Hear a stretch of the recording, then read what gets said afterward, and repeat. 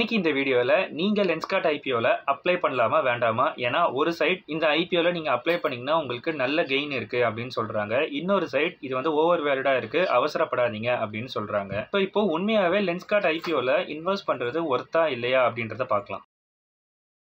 லென்ஸ்கார்ட்டோட IPO October 31 open ஆகி November 4 close ஆகுது. ஒரு ஷேரோட ரேட் 382 ரூபா டு 402 ரூபா அப்படின்ற ரேஞ்சில் இருக்கு. அண்ட் நீங்க இதுல அப்ளை பண்ணணும் அப்படின்னா நீங்க மினிமம் ஒரு லாட்டாவது வாங்கணும். அண்ட் ஒரு லாட்ல 37 ஷேர்ஸ் இருக்கும். அண்ட் டோட்டலா உங்களுக்கு ஒரு 14,800 to 900 rupees வரும். அண்ட் லிஸ்டிங் எப்போன்னு கேட்டீங்கன்னா நவம்பர் 10 அன்னைக்கு தான் லிஸ்ட் ஆகுது. அண்ட் நீங்க இதுல அப்ளை பண்ணியிருந்தீங்க அப்படின்னா நவம்பர் 6 உங்களுக்கு இதோட ஷேர்ஸ் கிடைச்சிருக்கா இல்லையா அப்படின்றது கிளியரா தெரிஞ்சிடும்.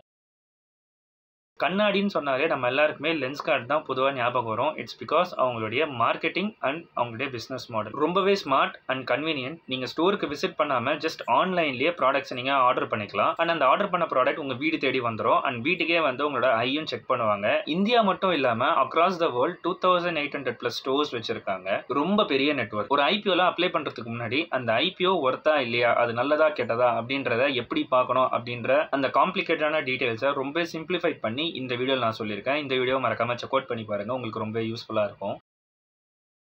ஓகே, இப்போ லென்ஸ்கார்ட் ஐபிஓல என்ன பாசிட்டிவ் என்ன நெகட்டிவ் அப்படின்றத இப்போ டீடைல்டா பார்த்துடலாம். Starting with positive. இந்தியாவில் இருக்க ஐவேர் இண்டஸ்ட்ரியிலேயே லென்ஸ்கார்ட் தான் நம்பர் 1. இந்த பிராண்டுக்கு ஒரு மிகப்பெரிய வேல்யூ இருக்கு. இட்ஸ் பிகாஸ் ஆஃப் அவங்களுடைய பிசினஸ் மாடல். அண்ட் வருஷம் சேல்ஸ் இன்க்ரீஸ் ஆகிறது மட்டும் இல்லாம நம்பர் ஆஃப் ஸ்டோர்ஸுமே அவங்க இன்க்ரீஸ் பண்ணிட்டு வராங்க.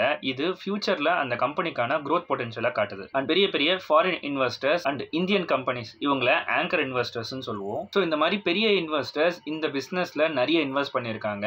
இது அந்த பிசினஸ் மேல இருக்க நம்பிக்கையை காட்டுது. அண்ட் இந்த ஐபிஓட கரண்ட் சிச்சுவேஷன் பார்க்கும்போது அது சொன்ன ரேட்டை விட லிஸ்டிங் ஆகும்போது அதிகமான ரேட்ல தான் அது லிஸ்ட் ஆகும் அப்படின்ற மாதிரி தான் எல்லாரும் சொல்றாங்க. அதுக்கேற்ற மாதிரி தான் கிரே மார்க்கெட் ஷேருமே பாத்தீங்கன்னா இன்க்ரீஸ் ஆகிருக்கு. ஓகே, இப்போ நெகட்டிவ் பார்த்துடலாம். First, over priced. கம்பெனி பண்ற ப்ராஃபிட் 300 கோடி. ஆனா ஐபிஓல கம்பெனியோட டோட்டல் வேல்யூவேஷனை 70,000 கோடிக்கு கோட் பண்ணிருக்காங்க. இதை நம்ம பிஇ ரேஷியோல கன்வெர்ட் பண்ணி பார்த்தா 235 டைம்ஸ் ஜாஸ்தியா இருக்கு. இதை இன்னும் உங்களுக்கு தெளிவா சொல்லணும் அப்படின்னா லென்ஸ்கார்ட் 1 ரூபி ஏர்ன் பண்றதுக்கு நம்ம 235 rupees கொடுத்து அந்த கம்பெனில இருந்து ஒரு ஷேரை வாங்குறோம். இது ரொம்ப ரொம்ப அதிகம். அதனாலதான் இந்த ஐபிஓவை எல்லாருமே இப்போ ஓவர் பிரைஸ்டுன்னு சொல்றாங்க. ரெண்டாவது ப்ராப்ளம், ப்ராஃபிட் குவாலிட்டி. என்னதான் லென்ஸ்கார்ட் அவங்க லாஸ்ட் இயர் ப்ராஃபிட் பண்ணியிருக்கிறதா சொன்னாலும் இந்த ப்ராஃபிட் உண்மையாவே அவங்க பிசினஸ் மூலமா பண்ண ப்ராஃபிட்டே கிடையாது. பிகாஸ் இந்த ப்ராஃபிட் அதர் இன்கம்ஸ் மூலமா வந்திருக்கு. அது என்ன அதர் இன்கம்ஸ் நீங்க கேட்டீங்கன்னா கம்பெனி பியை அக்யூர் பண்ணும்போது வர அக்கௌண்டிங் கெயின் பிளஸ் மியூச்சுவல் ஃபண்ட்ஸ்ல பண்ண இன்வெஸ்ட்மெண்ட்டுக்கு வந்த ரிட்டர்ன்ஸ். இந்த மாதிரி ஒன் டைம் கெயினுமே அவங்களோட ஏர்னிங் ரிப்போர்ட்ல இருந்து நம்ம மைனஸ் பண்ணிட்டோம் அப்படின்னா அவங்க ஸ்டில் ஒரு லாஸ் மேக்கிங் கம்பெனி தான். அண்ட் இந்த விஷயத்தை நிறைய எக்ஸ்பர்ட் ஐபிஓக்காக அக்கௌண்டிங்ல பண்ண ஒரு ட்ரிக்னு சொல்றாங்க. நாலாவது பிரச்சனை, ப்ரொமோட்டர் செல்லிங். ஒரு ஐபிஓல வர பணம் முழுக்க அந்த கம்பெனியோட வளர்ச்சிக்கு தான் போகணும். ஆனா லென்ஸ்கார்ட் ஐபிஓல 70% ஆஃப் த மணி கம்பெனியோட டெவலப்மெண்ட்டுக்கு போகல. இன்ஸ்டெட் ஒரு ஆஃபர் ஃபார் சேல் மாதிரி டைரக்டா founder, co founder and early investors உடைய பாக்கெட்டுக்கு தான் போகுது. இதுக்கு என்ன மீனிங் அப்படின்னு பாத்தீங்கன்னா இந்த founder, co founder, early investors எல்லாருமே அவங்களுடைய ஷேர்ஸை இந்த ஐபிஓ மூலமா நம்மளுக்கு வித்துட்டு அது மூலமா வர ப்ராஃபிட்ஸை வெளியே எடுக்கிறதா அவங்களுடைய ஒரே கோலா இருக்கு. லிஸ்டிங் கெயினை மட்டுமே நம்பி எந்த ஒரு ஐபிஓலையுமே இன்வெஸ்ட் பண்ணிடாதீங்க.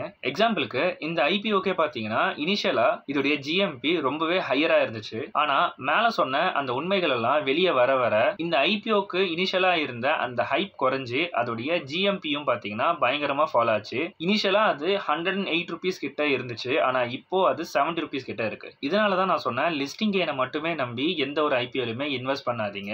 எஸ்பெஷலி இப்போ வர இந்த new age IPOs like Paytm, Nykaa மாதிரியான ஐபிஓஸ் எல்லாமே லிஸ்டிங் டே அன்னைக்கே ஃபாலோ ஆகுது. அப்படி இல்லைன்னா வித்தின் ஃபியூ டேஸ்லேயே பாத்தீங்கன்னா டிராஸ்டிக்கா ஃபாலோ ஆகுது. ஃபைனலா ஆஸ் அ இன்வெஸ்டரா நீங்க இந்த ஐபிஓல இன்வெஸ்ட் பண்ணலாமா வேணாமா அப்படின்றத பார்த்துடலாம். நீங்க ஒரு லாங் டேர்ம் இன்வெஸ்டரா இருந்து ஒரு 5-10 வருஷத்துல இந்த லென்ஸ்கார்ட் க்ரோ ஆகும், நான் ரிஸ்க் எடுக்க ரெடின்னு நினைச்சா இந்த ஐபிஓல நீங்க இன்வெஸ்ட் பண்றதுக்கு கன்சிடர் பண்ணலாம். இல்ல நான் வெறும் லிஸ்டிங் கெயினுக்காக மட்டும் தான் இந்த ஐபிஓல இன்வெஸ்ட் பண்ண போறேன் அப்படின்னு நீங்க நினைச்சாலுமே சரி, இது கண்டிப்பா ஒரு ரிஸ்கியான இன்வெஸ்ட்மெண்டா தான் இருக்கும். பிகாஸ் நான் சொன்ன இந்த நியூஸஸ் எல்லாமே இன்னும் வைட் ஸ்ப்ரெட் ஆகும்போது அந்த ஜிஎம்பி டெஃபினட்டா இன்னுமே லோவர் ஆகிறதுக்கான நிறையவே சான்சஸ் இருக்கு. ஸோ அப்படி நடந்ததுன்னா லிஸ்டிங் கெயின்ல அது கண்டிப்பா அடி வாங்கும். இந்த ஐபிஓ பத்தி என்னுடைய பர்சனல் ஒப்பீனியன் என்னவா இருக்கு அப்படின்னு பாத்தீங்கன்னா, அவசரப்பட வேண்டாம். ஃபர்ஸ்ட் இந்த ஸ்டாக் லிஸ்ட் ஆகட்டும். வித்தின் ஃபியூ டேஸ்லயே நம்மளுக்கு இதோடைய ஃபேர் வேல்யூ என்னன்றது ஆட்டோமேட்டிக்கா தெரிஞ்சிரும். அப்போ இதுல இன்வெஸ்ட் பண்றதுக்கு நம்ம கன்சிடர் பண்ணலாம். அப்படி இல்ல அப்படின்னா இதோடைய ஒரு குவார்ட்டர் ரிசல்ட் ரிலீஸ் ஆகட்டும். தென் அவங்க எப்படி பிசினஸ் பண்றாங்க அப்படின்றத பார்த்துட்டு டெக்னிக்கலா இதோடைய லோவர் பாயிண்ட் என்ன, அதர் கீ லெவல்ஸ்னா எங்கெங்க இருக்கு அப்படின்றத நம்ம கம்ப்ளீட்டா அனலைஸ் பண்ணிட்டு அதுக்கப்புறமா இந்த ஸ்டாக்ல இன்வெஸ்ட் பண்றதுக்கு நம்ம கன்சிடர் பண்றது ஒரு பெட்டரான ஐடியாவா இருக்கும். ஓகே, இப்போ உங்களுக்கு லென்ஸ்கார்ட் ஐபிஓ பத்தி ஒரு கிளியர் ஐடியா கிடைச்சிருக்கும் அப்படின்னு நம்புறேன். நீங்க இந்த ஐபிஓ பத்தி என்ன நினைக்கிறீங்க? இந்த ஐபிஓக்கு நீங்க அப்ளை பண்ணுவீங்களா இல்ல வெயிட் பண்ணுவீங்களா அப்படின்றத கமெண்ட்ல சொல்லுங்க.